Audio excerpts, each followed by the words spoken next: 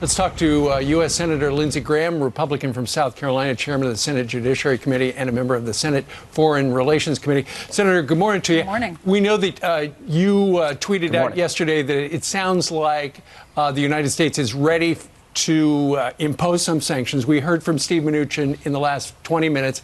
He said we're ready. You said that could be a game changer. Explain. Well, what's going to happen is I'm going to meet with the president this afternoon. I've been working with Democrat and Republican colleagues to issue sanctions against Turkey, and the blame here is with Turkey. 3 weeks ago, I met Erdogan at the UN in New York. This safe zone concept of where we'd keep Turkey and the Kurds away from each other with an international force was working. A week after that, he basically lied to me, called up President Trump, saying I'm going into Turkey, and the rest is history. Is quickly deteriorating inside of Syria. I blame Turkey. There's going to be crippling sanctions imposed by the Congress to supplement what President Trump's administration has done. We're going to send a signal to Turkey that's unmistakable in the eyes of Erdogan and the world, and we're going to break his economy until he stops the bloodshed. What's the disconnect, Senator? Erdogan, not only did he think that he was going to be able to get away with it, he plans on coming to Washington and visit the president in a couple of weeks. So who's not communicating with who? Yeah. Well, Erdogan made the biggest mistake of his political life. The president has tried to hold this together. The YPG Kurds, in the eyes of Turkey, are a terrorist organization. They're aligned somewhat with the PKK. But they were also the main force to help us destroy ISIS. America cannot defend herself without partners. So it's important that we do three things: that we stop ISIS from coming back, and Turkey's incursion into Syria is making it impossible to keep the ISIS prisoners in jail because the Kurds can't fight Turkey and control the prisoners. 1,000 are out of prison. Yeah, so right, and more to come unless we intervene. But the good news is President Trump is going to intervene with the Congress in a way to punish Erdogan unlike any time in Turkey's life. I hate this, but he brought it on himself. Israel. There's a 200 and something person detachment down in southern Syria, the end of the northern area, where Americans stopped the flow of arms from Tehran to Beirut. This detachment needs to stay as a countering Iran presence that we need to keep. We need to make sure ISIS doesn't come back. We need to make sure that we take care of Israel.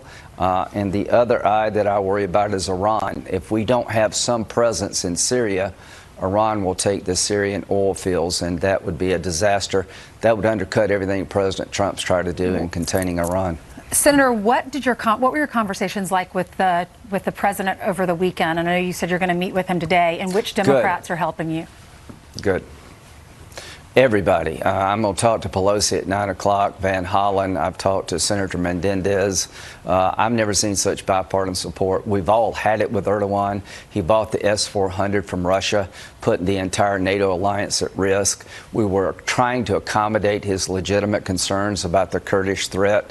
The president had negotiated a safe zone that was working, but Erdogan misjudged President Trump, and he sure as hell misjudged me. Senator, and what he's going to see is he's going to see a united front that I haven't seen in a long time, where Republicans and Democrats working with the administration are kind of come down on him like a ton of bricks, Iranian-type sanctions, and he deserves it. Senator, there's one thing that I have trouble stomaching in the Susan Rices or the people who made the decision not to enforce the red line, to pull everyone out of Iraq, to call ISIS the JV team, are now critical of the president. Now, I think the president made a bad move. You do too. But these are the last people that should be commenting. They left this.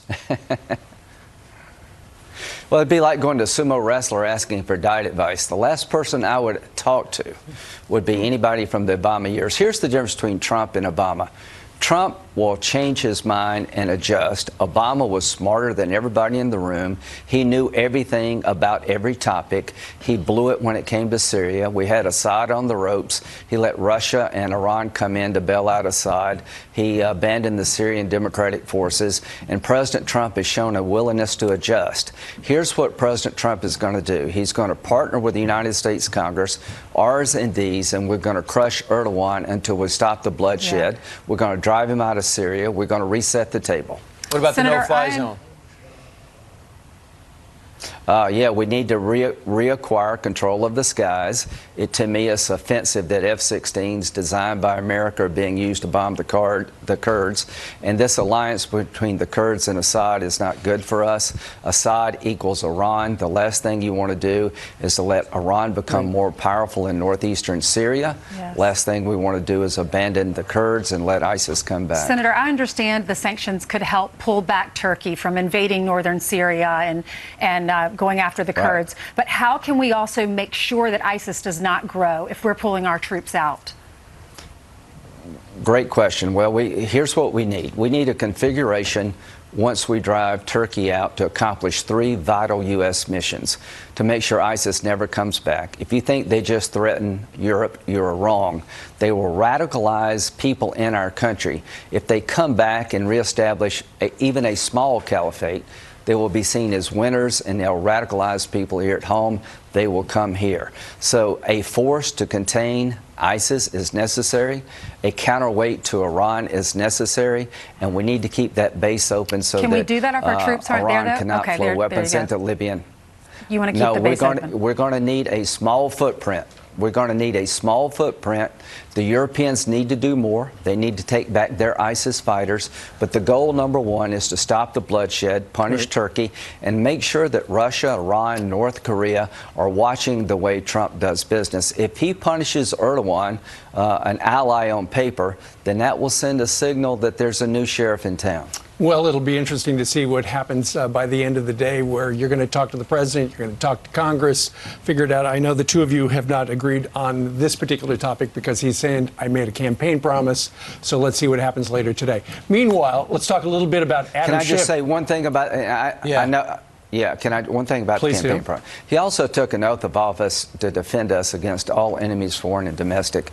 He has done a great job of crippling the Iranian economy. Don't let him come back in Syria. He destroyed the caliphate. Keep your foot on their throat, ISIS throat, Mr. President. You don't want the ISIS flag flying that summer. With a small contingent, after we get Turkey out, we can do this. So, to the whistleblower. The idea that the whistleblower would be allowed to testify in writing as to hearsay testimony offends every concept of due process. All right. So let's see whether or not they testify at all. Adam Schiff yesterday suggested we don't need to hear from him because we've got the transcript. Which is unthinkable. What about Senate? What a joke. How are y'all going to respond? What a joke. In what way? I'm going to send a letter to Nancy Pelosi, signed by as many Republican senators as I can find, to say that the transcript does not represent an impeachable offense. Some are troubled by it. I am not. We give money to the Ukraine. We have a reason to be concerned about corruption. But we're going to write a letter to Pelosi saying if you're going to impeach the president based on this phone call, the transcript of the phone call, that is a non-starter in the Senate. Don't destroy the country over that.